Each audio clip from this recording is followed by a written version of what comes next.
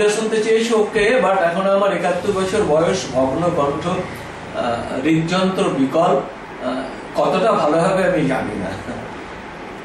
যাই হোক, আমি সুভাষ মুখোপাধ্যায় একটি কবিতা বলছি। লাল টুকটুকে দিন। তুমি আমার মিছিলের সেই মুখ, এ প্রান্ত থেকে ও প্রান্ত, যাকে খুঁজে বেলা গেল, ফিরে এসে দেখি সে আগন্তুক ঘর আলো করে বসে আছে পিল সুজে। দিনে দূরে ঠেলে দিনান্তে নিলে কাছে, ঠাঁঠা রোদ্দুরে পাইনি কোথাও ছায়া, নীল সমুদ্র পুড়ে গেছে সেই আঁচে।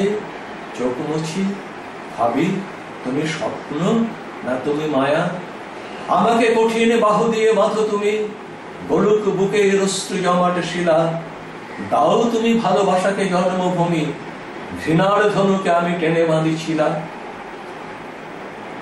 দিগন্তে কারা আমাদের সারা পেয়ে, 7টি রঙের ঘোড়ায় চাপায় জিন, তুমি আলো আমি আধারের আলবে, আনতে চলেছি লাল টুকটুকে দিন।